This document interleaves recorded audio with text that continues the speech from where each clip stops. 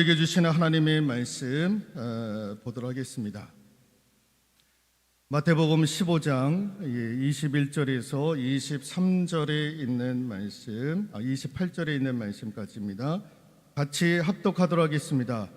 예수께서 거기서 나아가사 두로와 시돈 지방으로 들어가시니 가나안 여자 하나가 그 지경에서 나와서 소리질러 이르되 주 다윗의 자손이여 나를 불쌍히 여기소서 내 딸이 흉악하게 귀신 들렸나이다 하되 예수는 한 말씀도 대답지 아니하시니 제자들이 와서 청하여 말하되 그 여자가 우리 뒤에서 소리를 지르오니 그를 보내소서. 예수께서 대답하여 이르시되 나는 이스라엘 집에 잃어버린 양 외에는 다른 데로 보내심을 받지 아니하였노라 하시니 여자가 와서 예수께 절하여 이르되 주여 저를 도우소서. 대답하여 이르시되 자녀의 떡을 취하여 개들에게 던짐이 마땅하지 아니하니라. 여자가 이르되 주여 옳소이다마는 개들도 제 주인의 상에서 떨어지는 부스러기를 먹나이다 하니 이에 예수께서 대답하여 이르시되 여자여 내 믿음이 크도다 내 소원대로 되리라 하시니 그때로부터 그의 딸이 나으니라. 아멘. 오늘도 하나님의 크신 은혜가 우리 모두에게 함께하기를 소망합니다. 화면을 보시면 그 희망 테스트라고 하는 우리가 이제 얼마나 많은 희망들을 품고 있느냐, 그러니까 희망 심리학자의 최고 권위자인 미국의 한 교수가 희망과 함께 가라라고 하는 책을 썼는데요. 그 안에서 이분이 그 희망을 테스트하는, 우리가 얼마만큼 희망을 품고 살아가고 있느냐. 그래서 이제 5가지를 이제 질문지를 놓고 여기에 이제 1부터 5까지 해가지고 1, 2, 3, 4, 5 해서 한 문항당 여기에 내가 절대적으로 동의한다 그러면 5점을 주고 저는 전혀 동의하지 못해 그러면 1점을 주는 겁니다. 그래서 1, 2, 3, 4, 5 해가지고 점수를 이제 매기는 건데 첫 번째 보시면 내 미래는 현재보다 더 나을 것이다. 여기 동의를 하면 5점, 완전히 동의한다. 근데 아니야, 난 잘 모르겠어 그러면 2점이나 3점을 주는 거예요. 자, 두 번째, 내게는 미래를 더 낫게 바꿀 수 있는 힘이 있다. 그래, 완전히 동의해. 그럼 5점. 아니야, 나는 아무것도 동의할 수 없어. 그러면 1점. 세 번째, 미래를 생각하면 기분 좋은 일이 최소한 한 가지 이상 떠오른다. 자, 네 번째, 목표를 달성할 방법은 여러 가지가 있다. 그래, 여기에 내가 완전히 동의해. 그럼 5점. 아니야, 그럼 1점. 이것도 아니고 저것도 아니야. 그럼 2점이나 3점. 자, 다섯 번째, 목표를 달성하는 과정에 장애물이 하나도 없다. 자신감이 있으면 5점. 아니야, 그럼 1점. 여러분들은 어떻습니까? 이렇게 도합을 했었을 때에 21점 이상이 나오면 그분은 굉장히 큰 희망을 가지고 살아가더라라는 것입니다. 그런데 저도 이렇게 보니까 21점이 안 나오더라고요. 21점이 안 나오더라고요. 자, 이분이 이 테스트를 통해서 얻은 결과가 뭐냐면, 자, 희망을 품고 살아가는 사람들이 공부를 할 때도 학업 성취력이 높더라. 또 희망을 품고 사는 사람들이 추진력도 좋더라. 희망을 품고 살아가는 사람들이 어려움들도 극복해내려고 애를 쓰더라. 희망을 품고 가는 사람들이 인간관계도 원만하더라. 희망을 품고 사는 사람들이 심리적인 안정들을 가지고 살더라.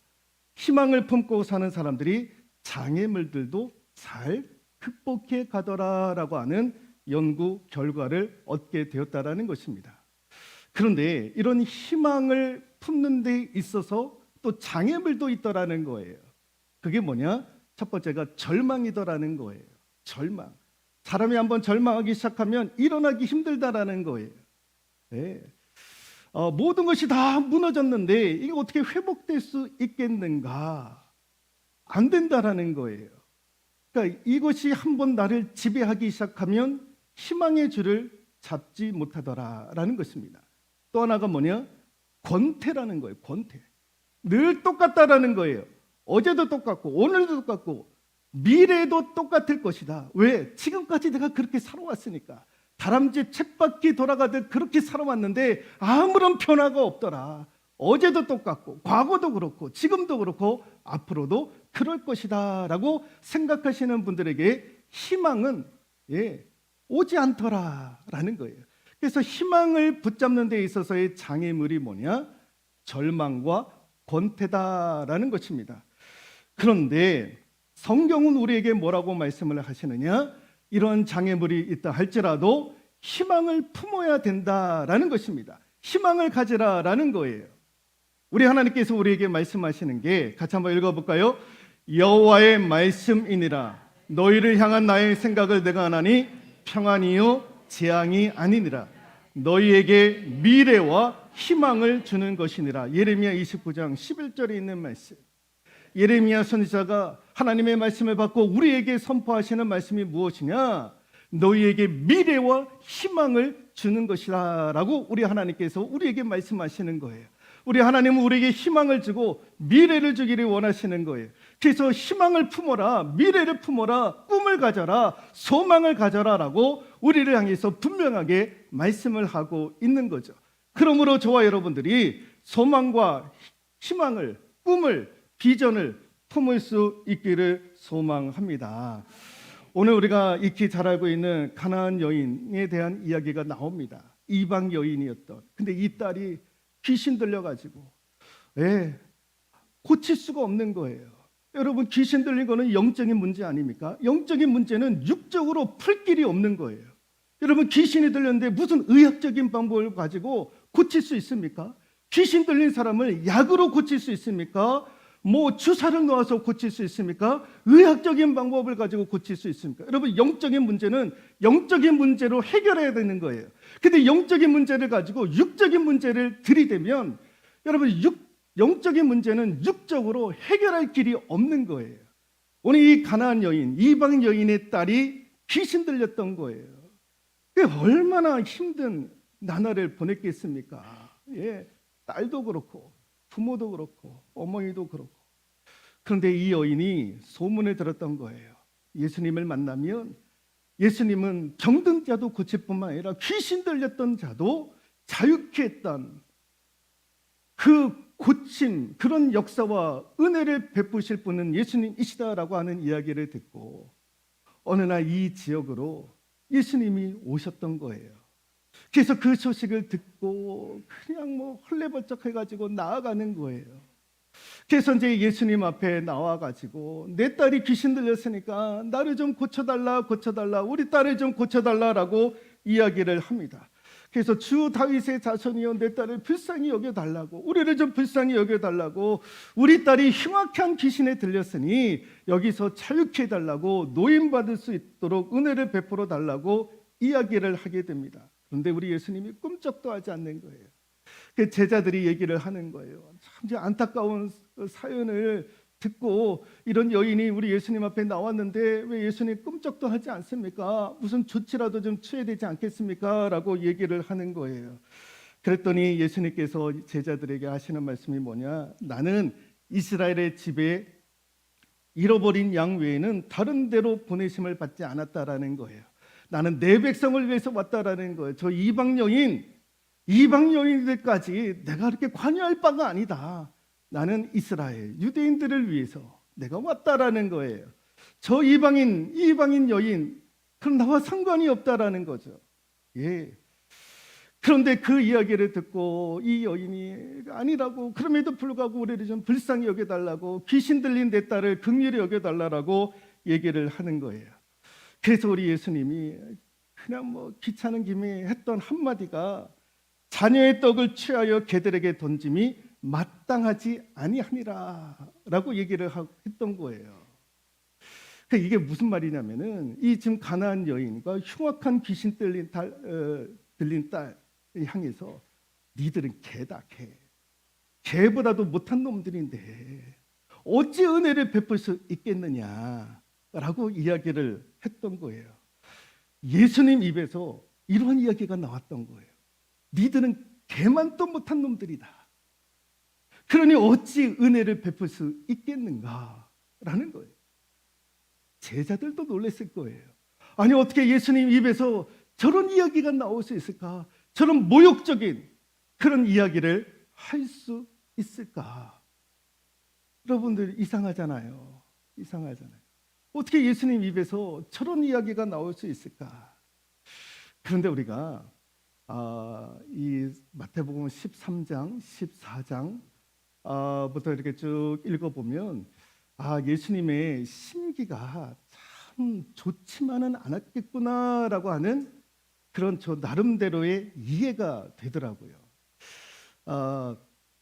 요한복음 1장을 보면 사도 요한이 뭐라고 얘기를 하냐면은 주님이 자기 땅에 오매 자기 백성이 영접하지 아니했다라는 거예요.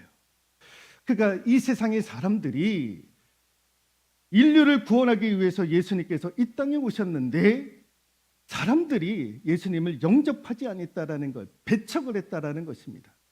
근데 여러분 마태복음에 오면은 예수님이 실제로 배척을 당하세요. 누구한테 배척을 당하시냐? 고향 사람들로부터 배척을 당하게 됩니다. 여러분 고향 땅, 내 고향 땅, 내가 고향에 가면 고향 사람들로부터 환영받아야 되는데 고향 사람들로부터 환영받지 못하고 배척을 당했던 거예요. 뿐만 아니라 여러분 마태복음 14장에 보면 오병이어의 역사가 이루어지지 않습니까? 오병이어의 기적의 역사. 그래서 많은 사람들이 배불렀던 거예요. 그래서 많은 사람들이 예수님을 임금으로 모시려고 했는데 예수님이 거절하시는 거예요. 그래서 이스라엘 백성들이 낙심하여 배척을 하고 등을 돌리고 다 흩어진 사건들이 있었습니다. 또 마태복음 15장 오늘 이 본문의 말씀 앞전에도 보면은 무슨 사건이 나오느냐? 이 성경을 연구했던 율법사들, 서기관들과 예수님이 논쟁을 하다가 이분들로부터 배척을 당하게 됩니다. 예.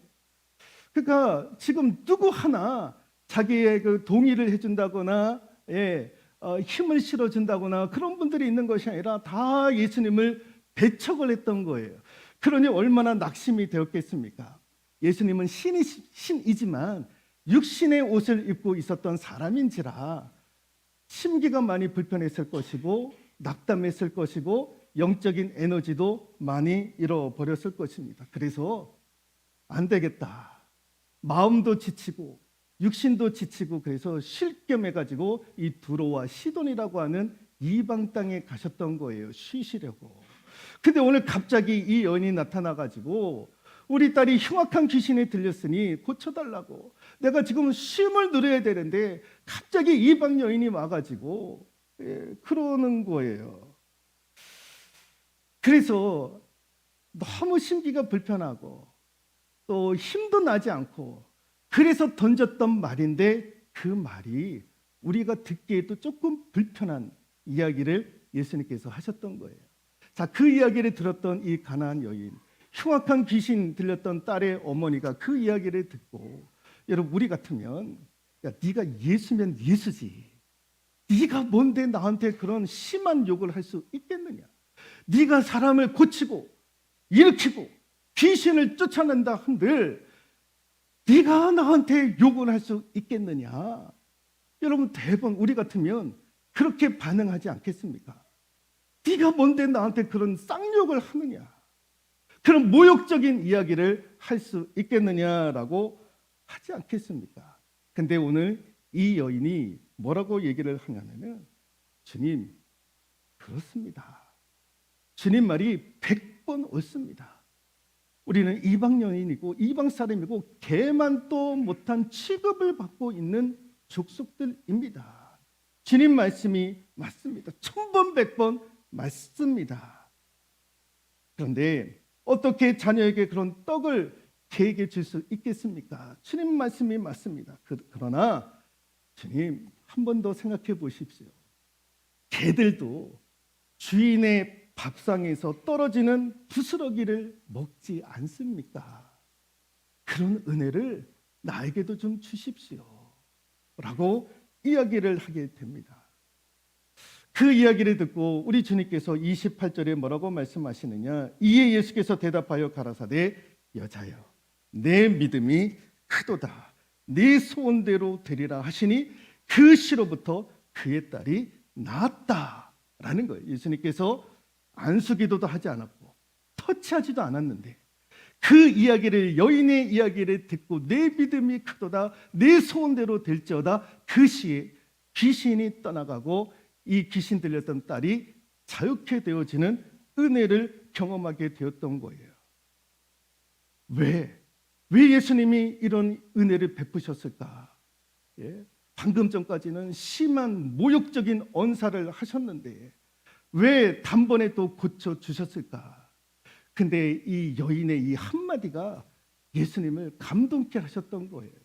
주님, 내가 개 취급을 받습니다. 우리가 다 그렇게 취급받으면서 살아왔습니다. 그런데 개들도 제 주인의 상에서 떨어지는 부스러기 그거 얻어먹지 않습니까? 이 한마디에 예수님이 힘을 얻게 되었던 거예요.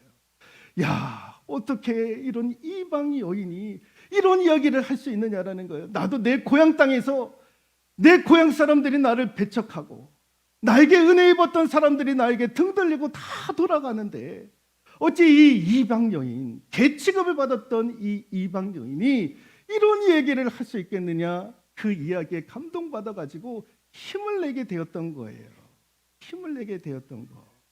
그래서 이 여인의 말이 우리 예수님을 감동케 하셨고 우리 예수님을 일어나게 만드셨고 우리 예수님을 기쁘시게 만들었던 거예요.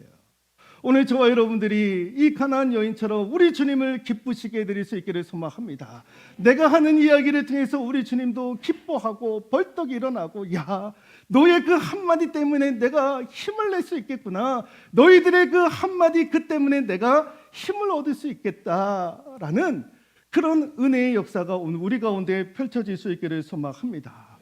여러분, 그렇다면 내가 주님을 기쁘시게 해드릴 수 있는 말이 무엇일까? 여러분, 그 말은 우리 주님도 힘을 낼 수 있는 말이지만 그 말을 통해서 나에게도 힘이 되는 말씀이더라라는 거예요. 우리 주님을 기쁘시게 해드렸던 가나안 여인의 그 한마디가 자신의 딸을 고침받게 했던 것처럼 내가 주님을 기쁘시게 했던 그 말 한마디 때문에 나도 은혜 있고 힘을 얻고 고침받는 은혜의 문이 활짝 열려지는 그런 역사가 이루어지더라라는 거예요. 그러면 우리 주님을 기쁘시게 해드릴 수 있는 그 말이 무엇일까? 여러분, 그 말을 통해서 올 한 해 우리가 넘어지고 힘들고 절망 가운데 거한다 할지라도 그 한마디를 통해서 우리 주님을 기쁘시게 해드리고 그 말 때문에 나도 일어나는 그런 역사가 이루어질 수 있기를 주님의 이름으로 축원드리도록 하겠습니다. 그 말이 무엇일까? 같이 한번 읽어볼까요? 예수님께서는 심지어 이런 일까지도 이루어 주신다라고 하는 이 고백, 이 믿음의 고백이 우리 주님을 기쁘시게 하는 고백인 줄로 믿습니다. 예수님께서는 심지어 이런 일까지도 이루어 주신다라는 거예요. 여러분, 우리 주님은 심지어 죽은 나사로도 일으켜 세우지 않았습니까? 죽은 자를 살리신 사람들이 어디 있습니까? 우리 주님은 죽은 나사로도 살리셨던 분이었던 거예요. 우리 하나님은 태양도 멈추셨던 하나님이신 거예요. 우리 하나님은 홍해도 갈르셨고 여리고성도 무너뜨렸고 광야와 같은 물 한 모금 없는 곳에서 반석을 되셨던 분이 우리 하나님, 우리 예수님 아니십니까? 예수님께서는 심지어 그런 일까지도 하셨던 분이다라는 거, 그 고백이 우리 주님을, 우리 하나님의 마음을 기쁘시게 하는 거예요. 야, 너희들이 그런 말을 할 줄 알더냐? 너희들이 그런 믿음의 고백을 할 줄 알더냐? 이 고백이 우리 주님을 기쁘시게 해드리는 거예요. 20대를 변화시키는 30일 플랜이라고 하는 책이 있습니다. 20대를 변화시키는 30일의 계획이 있다라는 거예요. 이 책을 보면 65세에 많은 분들이 이제 은퇴를 하지 않았습니까? 그러니까 65세 이상의 정년 퇴직자들이 그 경제 구조를 이루는데 이렇게 경제 구조를 이룬다라는 거예요. 3대, 10대, 60대, 27 이런 비율로 경제 구조를 이룬다라는 거예요. 60대 이후에 은퇴하신 분들의 경제 구조를 보니까 3대, 10대, 60대, 27이라고 하는 이 비율로 경제 구조를 이룬다라는 것입니다. 이게 지금 무슨 말이냐면은 3%의 사람이 퇴직해서도 최고의 부를 누리고 있다라는 거예요.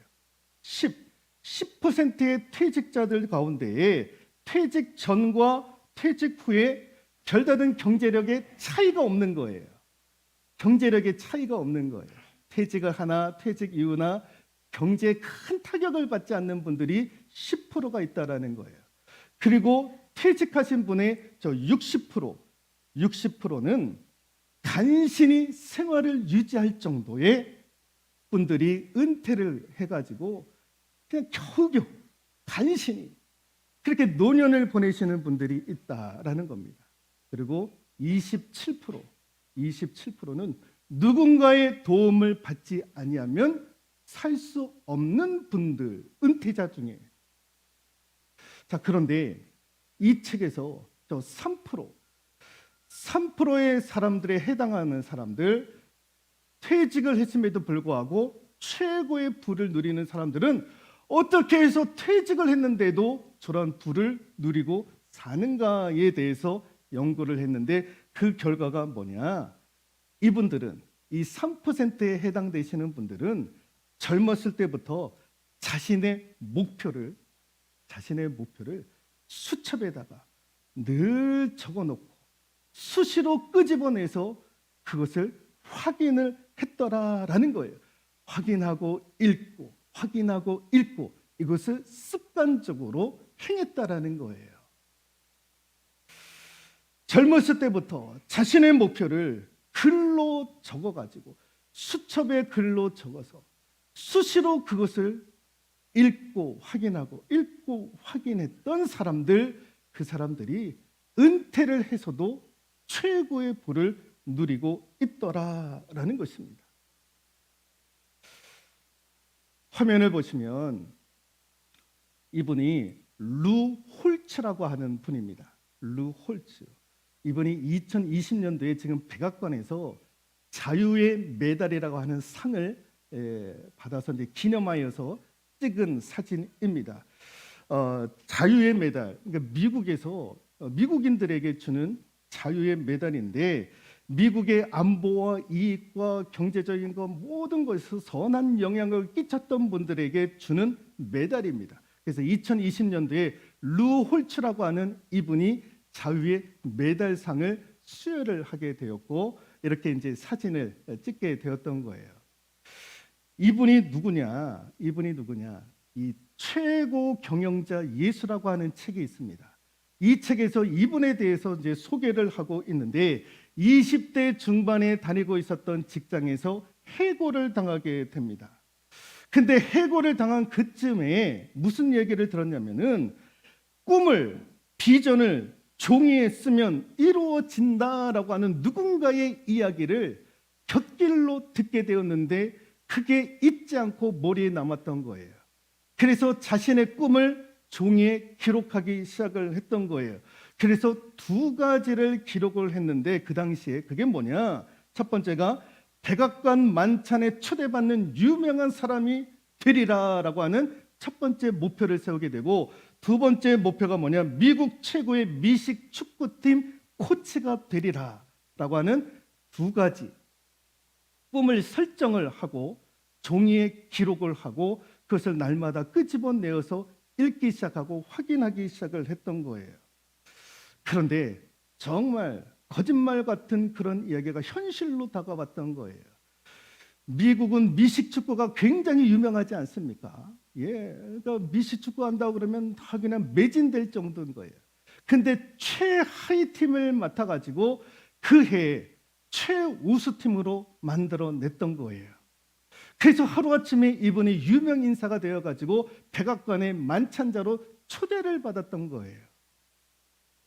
젊었을 때 20대 중반에 해고당했는데 자신의 꿈을 기록한 그 종이에 자신의 두 가지의 꿈을 기록했는데 그것이 수십 년 이후에 이루어지게 되었다라는 것입니다. 이분이 그런 이후에 107가지의 꿈을 꾸었다라는 거예요. 107가지. 그런데 그 중에 95개가 이루어졌다라는 거예요. 107개의 꿈을 꾸었는데 그 중에 95개의 꿈이 이루어졌다라는 거예요. 여러분들의 이런 꿈과 비전과 희망과 목표를 품을 수 있기를 소망합니다. 여러분, 오늘 이 가나안 여인, 흉악한 귀신 들렸던 여인의 목표가 무엇입니까? 딸이 고침받는 것 아니겠습니까? 딸을 고침받기 위해서 그가 해야 될 최선의 방법이 무엇이었습니까? 예수 그리스도를 만나는 것 아닙니까? 그는 예수 그리스도를 만나는 것이 최종의 목표였던 거예요. 내가 예수 그리스도를 만나면 우리 딸이 고침받을 것이라고 하는 최상의 목표를, 최상의 희망을, 최상의 비전을 품었던 거예요. 그런데 그 꿈대로, 그 목표대로, 그 비전대로 이루어진 줄로 믿습니다. 그런데 어떻게 이루어졌습니까? 예수께서 심지어 이런 일까지도 이루어 주시는구나. 가나안 여인의 그 믿음의 한말, 그 소망을 주고 예수님이 이렇게 했던 그 말, 여러분, 우리도 그 믿음의 말을 통해서 나도 일어나고 우리 주님도 일어날 수 있는 역사가 이루어질 수 있기를 소망합니다. 우리 가정은 어쩔 수 없어. 우리 딸, 우리 아들 배운 게 없어가지고 뭐 사회에 나가서 할 수 있는 게 뭐가 있을까? 내가 심한 질병 가운데 거하고 있는데 내가 고침받을 수 있을까? 내가 사업을 하고 있고 장사를 하고 있고 내가 무슨 능력이 있어서 그런 일들을 잘할 수 있을까? 여러분, 아닙니다. 우리 예수님은 심지어 이런 일까지도 이루어 주신다. 심지어 죽은 사람도 살리는, 여러분, 히스기야도 죽을 병에 걸리지 않았습니까? 죽을 병에 걸렸는데 하나님께서 그의 생명을 15년 연장을 시켜주셨던 일들이 있었던 거예요. 그러니까 우리 예수님 앞에 나아가면 다 살아나는 역사가 이루어지는 줄로 믿습니다. 예수님께서는 심지어 이런 일까지도 이루어 주신다라고 하는 믿음을 가지고 그 한마디 때문에 우리 주님도 기뻐하시고 그 나의 한마디의 믿음의 고백 때문에 나도 살아나는, 그래서 2023년도 한 해 일어나는 복된 한 해가 될 수 있기를 주님의 이름으로 축원드리도록 하겠습니다.